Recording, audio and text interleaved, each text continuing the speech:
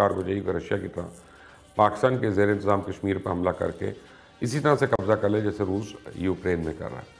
साथ ही नरेंद्र मोदी और अमित शाह समेत भारतीय जनता पार्टी के कई रहनुमा भी भारतीय पार्लियामान में इस बात को कई बार दोहरा चुके हैं कि पाकिस्तान के ज़ेर इंतज़ाम कश्मीर छीन लेंगे।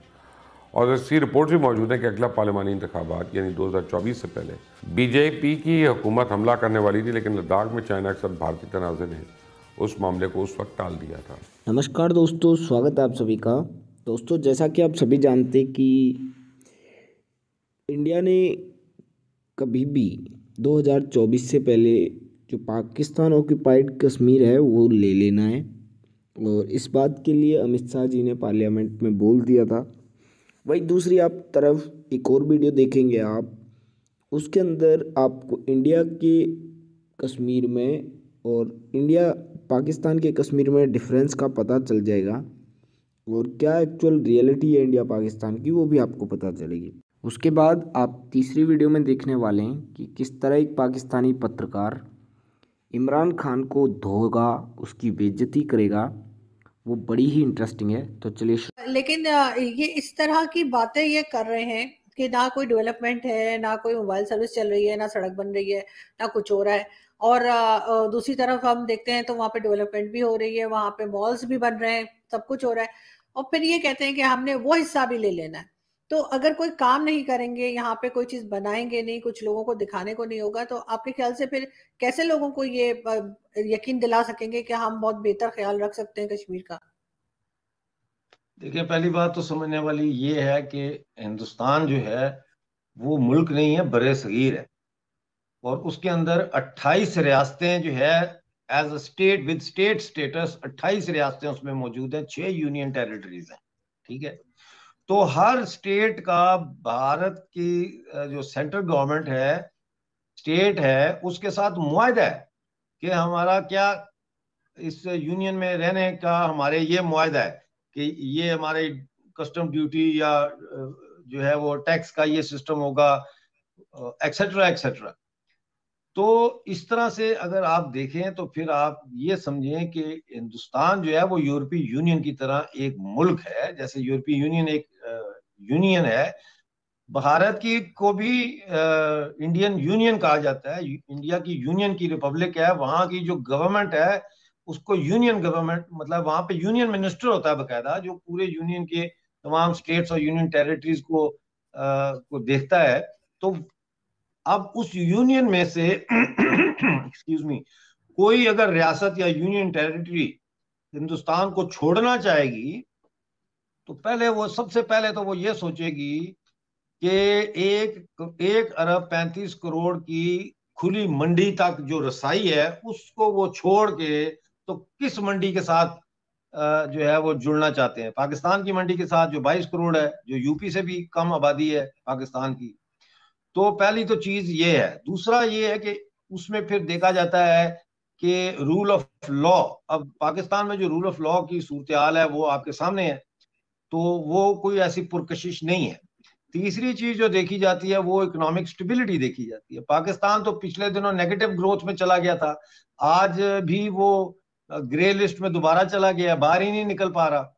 तो ऐसी एक अनस्टेबल इकोनॉमी जो है जिसका कोई भरोसा नहीं है और जो कर्जे पर चल रही है, उसमें क्या अट्रैक्शन होगी कि दूसरी तरफ जो है वो 4 से 6 ट्रिलियन की इंडियन इकोनॉमी बनने जा रही है।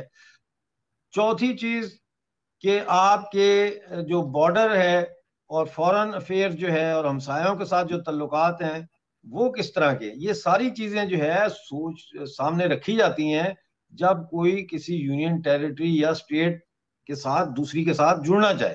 तो पाकिस्तान का तो हाल ये है कि आप देखें, इन्होंने जो अफगानिस्तान में किया, 40 साल इन्होंने वहां जंग करवाई और पैसा बनाया। अब तो स्विस लीक्स में सारी बातें सामने आ गई हैं कि कितने डॉलर जो है स्विस बैंकों में इनके जर्नलों के जमा थे। अभी और भी आएगी इंफॉर्मेशन। फिर ये देखें ना कि वहां सेक्टेरियन वायलेंस कितना है। अब कश्मीर के लोग अगर जुड़ते हैं तो कश्मीर में हिंदू भी हैं, शिया मुसलमान भी हैं, नक्शबंदी भी हैं। तो वो देख अंधे हैं, उनको नजर नहीं आता पेशावर में कल क्या हुआ है। 100 के करीब लोग मर गए। पहले ये कहते रहे 30 मरे हैं, फिर उन्होंने कहा 57 मरे हैं, फिर उन्होंने कहा जी बहुत सौ की हालत नाजुक है। तो ऐसे मुल्क के साथ पाकिस्तान जैसे मुल्क के साथ, जहां बलोच कहते हैं हमें आज़ादी चाहिए, जहां खैबर पख्तूनख्वा वाले कहते हैं कि हम तो अफगान हैं, जहां सिंधी कहते हैं हमें आज़ादी चाहिए, तो फिर कश्मीरियों का, जो कश्मीरी ये कहता है कि उसने पाकिस्तान के साथ जाना है या कश्मीर को पाकिस्तान का हिस्सा होना चाहिए, उसका मेरा ख्याल है फिर एक तो सबसे पहले तो उसका आईक्यू टेस्ट होना चाहिए, उसके बाद उसका दिमागी जो है वो एवेल्युएशन होनी चाहिए कि दिमागी तौर पर वो सेन है या इनसेन है। ये चीज है, कोई भी पाकिस्तान के साथ नहीं जुड़ना चाहता, सब प्रोपेगेंडा है। कारगुजारी का रशिया की तरह पाकिस्तान के जेर इंतजाम कश्मीर पर हमला करके इसी तरह से कब्जा कर ले जैसे रूस यूक्रेन में कर रहा है। साथ ही नरेंद्र मोदी और अमित शाह समेत भारतीय जनता पार्टी के कई रहनुमा भी भारतीय पार्लियामान में इस बात को कई बार दोहरा चुके हैं कि पाकिस्तान के जेर इंतजाम कश्मीर छीन लेंगे। और ऐसी रिपोर्ट भी मौजूद है कि अगला पार्लियामानी इंतखाबात यानी 2024 से पहले बीजेपी की हुकूमत हमला करने वाली थी, लेकिन लद्दाख में चाइना के साथ भारतीय तनाज़े ने उस मामले को उस वक्त टाल दिया था, जिसकी वजह से अब दुनिया को डर है कि कहीं भारत और पाकिस्तान के दरमियान कोई लड़ाई न शुरू हो जाए। अगर ऐसी सूरत हाल होती है तो चाइना फिर पाकिस्तान के साथ खड़ा होगा, क्योंकि भारत और चाइना के दरमियान मामला भी ख़राब हैं। भारत ने लद्दाख और अरुणाचल प्रदेश पर कब्जा करके वहाँ अपनी अफवाज की तादाद में इजाफा कर दिया है, जिस हवाले से चाइना का ये मौक़िफ़ है कि अरुणाचल प्रदेश पर भारत ने नाजायज़ कब्जा किया।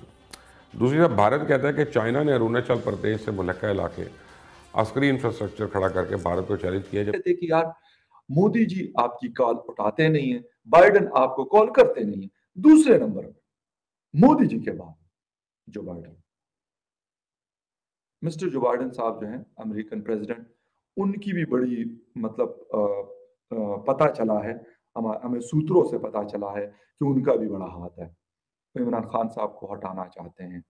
क्यों भाई? अमेरिका को धमकियां दे रहा है भाई। कल परसों खड़े होके मेलसी में जलसे से खिताब अमेरिका की ऐसी की तैसी कर दी। यूरोप यूनियन को मतलब उसने जिसे कहते हैं आस्तीने चढ़ाकर यूरोप यूनियन को कहा यार तुम क्या मतलब 28 कंट्रीज जी, इतने ट्रिलियन पता नहीं इतने बिलियन ट्रिलियन की आप लोगों की जीडीपी, ये क्या मामूली मामूली मुल्क जो है उठते हैं और मुझे आंखें दिखाते हैं और मुझे कहते हैं कि जी तुसी यूक्रेन के साथ खड़े हो जाओ और रशिया नु कंडेम कर। ना जी ना, ऐसी गल नहीं कर सकते।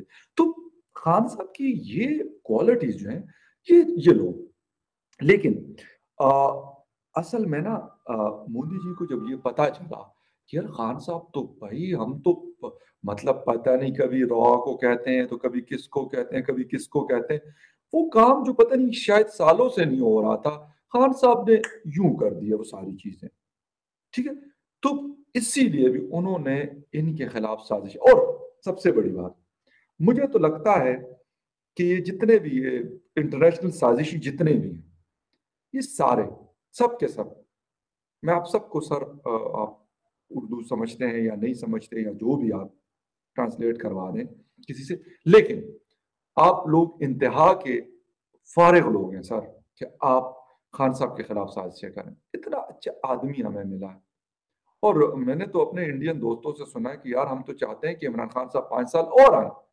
मैंने कहा सर अगर आपको इतने पसंद है मेरे भाइयों तो हम आपको गिफ्ट कर सकते हैं, आप रख लें जी, आप मेरी तरफ से 10 दफा उनको इलेक्ट करवा के प्राइम मिनिस्टर बनवा लें, आपकी मर्जी है जी। आप डेमोक्रेटिक मुल्क हैं और अच्छा इलेक्शन सिस्टम है, सब कुछ है, तो आप करवा दें, हम तो खुश हैं। उन्होंने कहा नहीं, हम इसलिए नहीं कह रहे हैं कि ये कोई और बात है, लेकिन क्या मतलब बाकी दुनिया लगी हुई कि हमने ये करना है पाकिस्तान के साथ, वो करना है। इमरान खान साहब बैठे हुए जबरदस्त तरीके से सारा काम बड़ा फिट करके चला रहे हैं।